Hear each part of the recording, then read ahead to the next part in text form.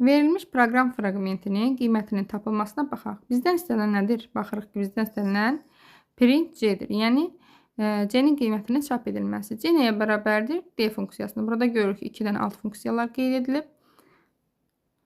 Əvvəlcə C bərabərdir D, 2, F2, 1 funksiyasına baxaq, görək. Baxırıq ki, F2-1-i biz bilmirik. Buradakı F funksiyası həmin funksiyanın yerinə elə bir dəyişənlər qeyd edilib. X-in yerinə 2, Y-in yerinə 1 yazaq və F2-1-i tapaq.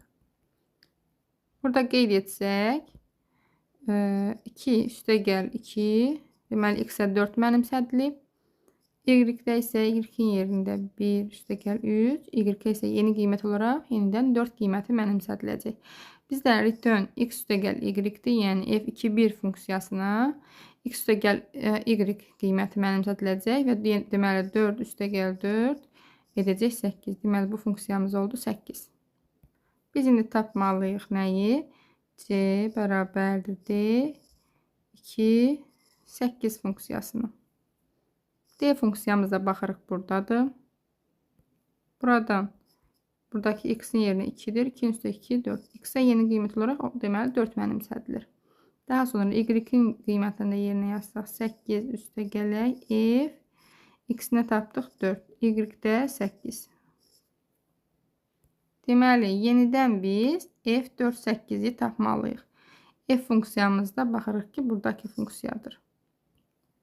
Buradan da deməli, X-ə yeni qiymət olaraq 4-ün üstə 2 gəldik, 6 mənimsədiləcək. Y-ə isə yeni qiymət olaraq 8-in üstə 3 gəlirik, 11 mənimsədiləcək. Ümumi bizdən nə idi? F-in funksiyasının qiyməti tapılması X üstə gələk Y. 6-nın üstə də 11 gələndə edir 17. Deməli, F4, 8 ifadəsində funksiyasının qiyməti 17-dir. Yəni, bu hissə 17-dir. Deməli, Y nəyə bərabər olacaq? 8-in üstünə 17 gələndə edəcək Y-imiz 21. İndi geri qayıdırıq. Y-i tapdıq 25. Baxırıq, görürük ki, Y-i də 25 tapdığımız üçün X-i də tapmışıq. Baxın, 4, Y-imiz olur 25. Bizdən ümumi dx-y funksiyasının qiymətini qaytarır bizə X üstəgələk Y, yəni 25 üstəgələk 4. D funksiyamız bizə 25 üstəgələk 4-ü qaytardığı üçün olacaq 29. Doğru cavab 29. Yəni print C 29-a bərabər olacaq.